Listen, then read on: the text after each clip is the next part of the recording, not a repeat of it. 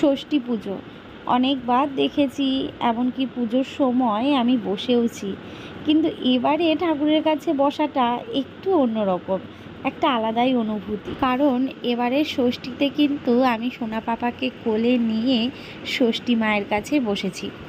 মা ষষ্ঠীর কৃপায় প্রতিটা সন্তান যেন দুধে ভাতে থাকে। দেখো এখানে কিন্তু বৌদিরা সবাই পুজো করছে, তবে আমি সোনা পাপাকে নিয়ে এখানে পুজো দেখতে বসেছি ঠিকই, আমি কিন্তু পুজো করিনি। এবার হয়তো বলতে পারো রিয়াঙ্কা কেন করলে না, আসলে আমার ষষ্ঠীটা নেওয়া হয়নি, তো যখন আমি ষষ্ঠীটা নেব তখন অবশ্যই করব। আসলে গত বছর না শুভ দিন ছিল না, তো তার জন্যে নেওয়া হয়নি, ঠাকুরমশাই বারণ করলো। এই বছরও শুনছি নাকি মলমাস গেছে গত মাসে, তাই জন্যে নাকি এই বছরটাও শুভ নয় ষষ্ঠী নেওয়ার জন্য।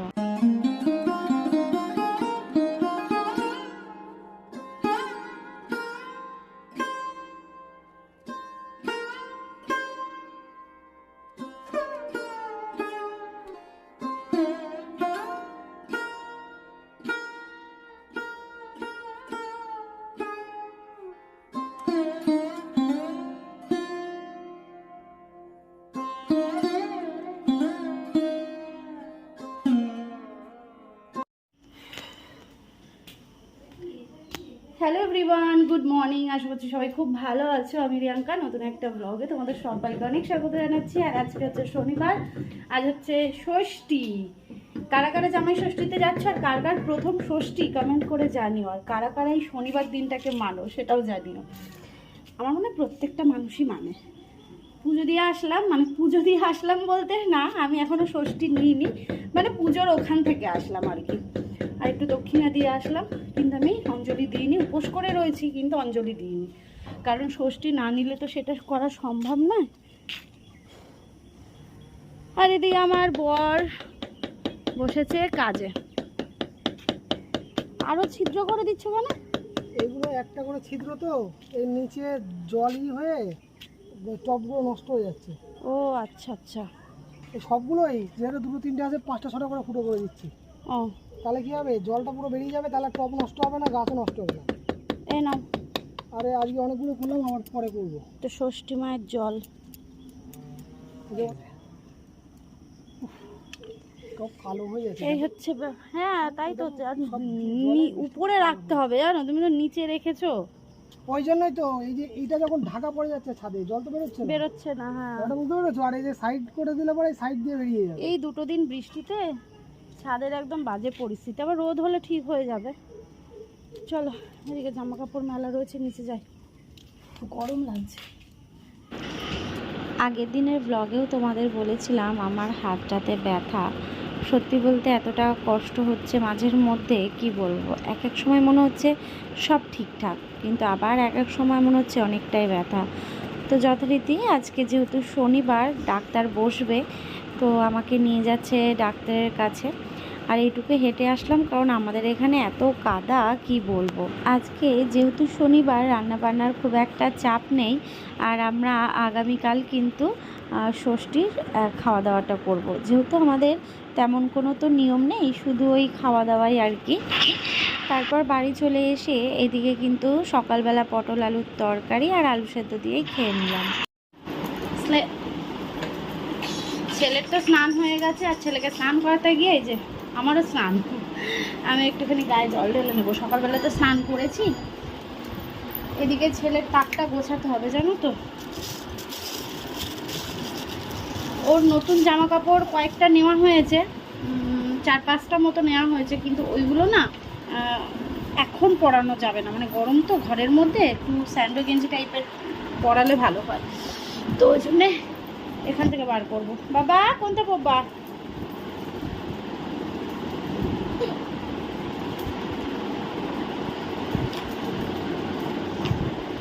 কি গো, কোনটা বের করে? এটা বার করবো। আর একটা রেড কালার ছিল না, একটা কেমন কালার ছিল জানো, কোথায় গেল ওটা? এত জামা কাপড় হলে যা হয় আর কি। ছাড়ো, এটা ছেড়ে দাও, এটা ছেড়ে দাও। আচ্ছা এটা নিলে নেই, নিলে খেয়াল কথা। এত ওহো, এই এক কালারের মধ্যে দেখো, এক কালারের মধ্যে যে এই যে এই একটা, ওই জন্য ইয়ে হয়ে গেছে। মিশে গেছে। মানে এটা পর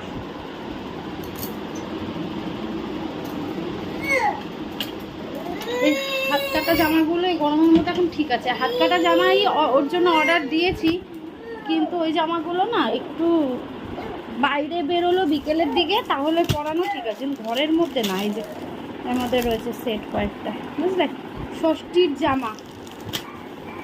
পরে দেখাবো তোমাদেরকে, সব কিছু পরে দেখাবো। এখন ওকে রেডি করিয়ে দিই, তুমি খাওয়া দাওয়া করবে, ঘুমোবে। স্নান করার পর ছেলে খেলা করছিল। আমি এখানে ভিডিও ক্লিপ নিতে পারিনি, কিছু ফটো তুলেছিলাম ফেসবুকে আপলোড দেওয়ার জন্য, তোমাদের সাথেও একটু শেয়ার করে দিলাম। স্নান করে নতুন জামা পরে ছেলে আমার এখন খেলা করছে। আমি তো সকালে স্নান করেই নিয়েছি, এখন একটু রান্না বলতে ডাল করব, তারপর একটু গা ধুয়ে নেব। এই ঘরে অনেক জিনিসপত্র রয়েছে, তার জন্যে সত্যি দেখে মনে হয় অনেকটা অগোছালো, কিন্তু কিছু করার নেই। এইগুলোকে এখন আপাতত এখানে রাখতে হবে। কিছু জিনিস মাঝের মধ্যেই প্রয়োজন হয়, তাই জন্যে সেই ট্রলিটাকেও ওপরে তোলা হয়নি, কারণ ব্র্যান্ডের কিছু প্রোডাক্ট থাকে সেইগুলোকে কাজ করতে হয়। তো এদিকে জামা কাপড়গুলো ভাঁজ করে নিচ্ছি, সকালবেলা যেগুলো মা ধুয়ে দিয়েছিল, কারণ আজকে আমি কিন্তু কিছুই ধুইনি, তার কারণ ওই যে আমার হাতে ব্যথা, তার জন্য। দুটো দিন বৃষ্টি হয়েছে, কে বলবে। আজকে ষষ্ঠী, আর আজকে সকাল সকাল এত রোদের তাপ, কি বলবো, মনে হচ্ছে যেন দুদিন আগে কিছুই হয়নি, মানে বৃষ্টির বও হয়নি, অনেকটা রোদ উঠেছে। আর তার সাথে আমাদের ছাদে যে গাছগুলো লাগানো হয়েছে সেই গাছগুলো কিন্তু বৃষ্টির জলটা পেয়ে একদম লকলক করে উঠেছে। সবথেকে বড় কথা হচ্ছে পুঁই শাক আর চাল কুমড়ো। তবে পুঁই শাকের মাচা করবে না কি করবে সেটা নিয়ে আমার বর অনেক দুশ্চিন্তা, বলবো না, সরি, এটা হচ্ছে চিন্তাতে রয়েছে যে কি করবে, মাচা করে দেবে নাকি ওইভাবেই ছাদের মধ্যে লতাবে। এবার আমি ওকে বললাম একটা মাচা করে দাও, ছাদের মধ্যে লতালে কেমন হবে বলো তো, ছাদের গরমটা পাবে, আর অতটাও কি ভালো হবে, কিন্তু একটা মাচা করলে পুঁই শাকগুলো কিন্তু মানে তত্তরিয়ে বাড়বে আর দেখতেও বেশ ভালো লাগবে। লাল পুঁই শাক রয়েছে, সবুজ পুঁই শাক রয়েছে, তার সাথে ছাদে হয়েছে রজনীগন্ধা স্টিক। এত সুন্দর গন্ধ বেরোচ্ছে, কি বলবো, যখন ফুলগুলো ভালো মতো ফুটবে তোমাদের সাথে শেয়ার করব। সকালবেলায় তো জল দিয়েছে, আর এখন দুপুর 12টা 12:30 বাজে, এখনও কিন্তু কলে জল চলে এসছে, বেশ ভালোই হয়েছে জানো তো। এইদিকে তুলসী তলাটা আমি কিন্তু সকালবেলায় ধুয়ে দিয়েছিলাম স্নান করার সময়, আর কুকুর এসে এত কাদা কাদা করছে আমাদের সিঁড়ির জায়গাটা আর সাথে তুলসী তলাটা। ছেলেকে খাইয়ে ওর বাবার কাছে দিলাম, আর ওর বাবা যেহেতু বাড়িতে রয়েছে ঘুম পাড়িয়ে দিল, সাথে আমি ঘরের কিছু কাজ করে ঘরটা ঝাড় দিয়ে দিলাম। আজকে যেহেতু শনিবার নিরামিষ, তাই আজকে একদম হালকা ডাল, পটল ভাজা, আর ওই যে সকালবেলা করা হয়েছিল পটল আলুর তরকারি, সেটাই। এবার তোমরা যদি বলো যে নিরামিষে তো পনির বা অন্য কিছু করা যেতে পারে, কিন্তু আমার বর না পনিরটা খেতে চায় না খুব একটা, তো সেই জন্যে যে যেটা খেতে চায় সেই রকমই তো করা উচিত, তাই না? তো এই আর কি, ছেলেকেও খাওয়াবো, ছেলে উঠে পড়েছে ঘুম থেকে, মাকে আর ওকে খেতে দিয়ে দিই, তারপর যেন একটু নিশ্চিন্তে খাওয়া যায়, বুঝলে। সকালেও তাই করেছি, ওদেরকে খেতে দিয়ে তারপরে খেতে বসলাম। মটর ডাল আমাদের বাড়ির উচ্ছে দিয়ে। আজকে এই হোক, কালকে ভালো মন্দ হবে, বুঝলে। আর তার সাথে আমার এই হাতটা যে সকাল থেকে যে এত পেন করছিল, এত কষ্ট, কি বলবো, ডাক্তারখানায় না গেলে হতোই না। এখন এই জল টল ধরতে হবে বলে বেল্টটা খুললাম, নাহলে পুরো বেল্ট বাঁধা ছিল।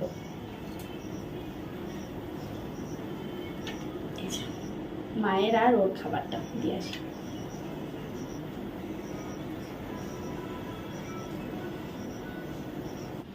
পাপা দুটু করছো তুমি?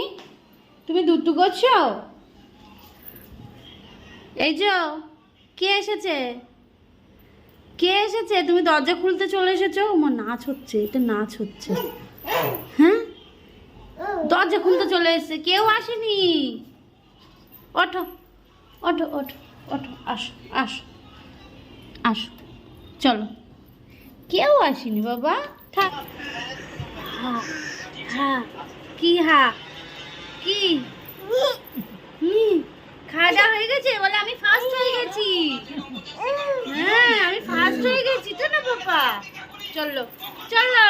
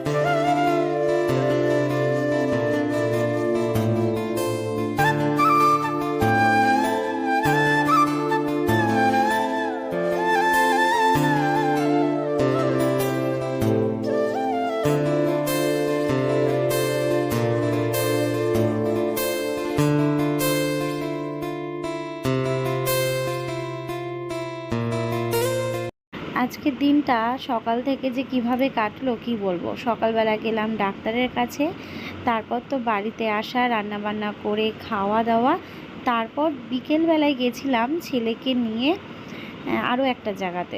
সেটা তোমরা ব্লগটা কন্টিনিউ করতে থাকো, জানতে পারবে। কদিন আগে যে ঘটনাটা আমাদের সাথে ঘটেছিল, মানে আমাদের বাড়িতে, সেই ঘটনার জন্যই আমাদের বাধ্য হয়ে যেতে হয়েছিল। দেখো, আমি এই সমস্ত কিছু বিশ্বাস করি না, আবার মাঝে সাঝে কিছু কিছু জিনিস বিশ্বাস না করলেও নয়। কি ঠিক বললাম তো? চলো তোমাদের সাথে শেয়ার করছি। আমাদের বাড়িতে যে ব্যাপারটা হয়েছিল সেই ব্যাপারটার কারণে তোমরা বেশিরভাগ মানুষই আমাদেরকে বলেছো যে কোনো ভালো কোনো ঠাকুর বাড়িতে গিয়ে দেখাতে এবং এই বিষয়ে নিয়ে আলোচনা করতে। সেটা আমাদের ইউটিউব, ফেসবুক দুই জায়গাতেই হয়েছে। আর তোমরা বলেছো, সেই কারণে তোমাদের কথা আমরা রেখেছি। আমরা শনিবারের দিন গেছিলাম একটা ঠাকুর বাড়িতে। তো তুমি আবার সব কিছু দেখলো, দেখে বললো যে ভয়ের কোনো বিষয় নেই, একটা জিনিস এসেছিল কিন্তু টিকতে পারিনি, চলে গেছে। তো আমি বললাম যে আমাদের বাড়িতে যখন আমরা গৃহপ্রবেশ করাই তখন আমরা 5 জন পণ্ডিতকে দিয়ে একটা ভালো হোমযজ্ঞ করিয়েছি এবং ওই যজ্ঞের যে জিনিসটা আছে ওটা আমার বাড়িতেই পোতা রয়েছে তুলসী মন্দিরের নিচে। তো বললো যে হ্যাঁ, ওই কারণেই টিকতে পারিনি হোক। তো উনি বললো বাড়িতে একটা কোনো ঠাকুর পুজো দিস, ব্যাস এইটুকুই আমাদেরকে বললো। আর বাবুকে, ওকে, আমাকে ঝেড়ে দিল, ব্যাস এইটুকুই, আর কিছুই না। দেখো, বিশ্বাসে মিলায় বস্তু তর্কে বহুদূর। হ্যাঁ, তো সেটাই। আমরা এই বিষয় নিয়ে কোনো তর্ক বিতর্কে যেতে চাই না। আমাদের ধারণার বাইরে এই জিনিসটা, মানে এমন একটা ব্যাপার যে জিনিসের সত্যি কোনো, সে বলে না, মানে এমন একটা কী বলে অবিশ্বাস্য জিনিস, যাকে বিশ্বাসও করা যায় না আবার তাকে অবিশ্বাসও করা যায় না। ঠিক আছে? তো দেখো, যেটা সেই দিনকে আমরা দুজন মিলেই বুঝতে পেরেছি, ফিল করেছি জিনিসটা, কিন্তু তারপরে আজ 1 সপ্তাহের ওপর হয়ে গেল, তাই তো? মানে 9 দিন হয়ে গেল। শনি 8 আর আজকে রবিবার, 9 দিন হয়ে গেল। এর মধ্যে কিন্তু আর আমরা কিছু ফেস করিনি, শুধুমাত্র সেই দিন ওই টাইমটুকু, মানে কয়েক ঘন্টা, সন্ধ্যে থেকে রাত পর্যন্ত, এটাই। তো কিছু তো একটা ব্যাপার ছিল, তো তার জন্যেই তোমাদের কথা মতো আমরা একটু জানার চেষ্টা করেছিলাম। তো এটাই বললো। তবে সত্যি কথা বলতে আমাদের বাড়ির মধ্যে কোনো দিন আজ পর্যন্ত আমরা কোনো দিন কোনো ভয় পাইনি। আমি অনেকক্ষণ রাত পর্যন্ত তো থাকি, বা আমি অনেক রাত পর্যন্ত এডিট করি, তারপরে একা একাই আমি ওয়াশরুমে যাই কোনো দিন। তো এরকম কোনো দিন হয়নি যে ভয় পাবো বা কিছু। আমার বলতে গিয়েও আমার কিন্তু ভয় লাগছে না, কারণ আমি জানি যে বড় মা আছে। এই যে আমাদের ঘরে বড় মা রয়েছে, সব কিছু থেকে উনি আমাদেরকে সব সময় কি বলবো, বিপদ আপদ থেকে বাঁচিয়ে রাখবেন আমাদের। তো সেদিনকে একটা ব্যাপার হয়েছিল, তো থাকতে পারিনি, চলে গেছে, থাকবে কি করে, বড় মা আছে না। তো যাই হোক, এই হচ্ছে তোমাদের জানানো ছিল, কারণ হ্যাঁ, ওই যে যেহেতু ঘটনাটা ঘটেছিল তোমাদেরকে যেমন জানিয়েছিলাম, হ্যাঁ, এই জিনিসটা তোমাদেরকে না জানানো নয়, তাই জন্য তোমাদেরকে সবার কাছে জানালাম। সেটাই। এরকম অভিজ্ঞতা শুধু আমাদের সঙ্গে হয়েছে এরকমটা নয়, এরকম অভিজ্ঞতা প্রচুর মানুষের সঙ্গে হয়েছে এবং সেটা আমাদেরকে কমেন্ট বক্স, কমেন্টের মধ্যে হ্যাঁ একদম শেয়ার তাই, করেছে। প্রচুর কমেন্ট এসেছে, ফেসবুকে তো বেশি। একদমই না। তো তা যাই হোক, যেটা ঘটার সেটা ঘটে গেছে। ঠাকুরের কাছে চাইবো যেন এরকম কোনো ঘটনা আমাদের বাড়িতে আর দ্বিতীয়বার না ঘটে। আমরা আমাদের মতো যেভাবে সাধারণভাবে চলছি সেভাবে নিতে পারলেই। তো ভালো থেকো সবাই, শুভরাত্রি। আজকের মতো ভিডিওটা এই পর্যন্তই। দেখা হচ্ছে পরের দিন নতুন একটা ভিডিওর সঙ্গে। আর যারা নতুন রয়েছো আমাদের চ্যানেলটিকে সাবস্ক্রাইব করে দিয়ে আমাদের পাশে থাকো, আর পাশে থাকা বেল আইকনটা অবশ্যই প্রেস করে দেবে যাতে নতুন নতুন ভিডিওগুলো আসলে তোমাদের আগে সবার প্রথমে নোটিফিকেশানটা আসে। ভালো থেকো সবাই। চলো টাটা, শুভরাত্রি।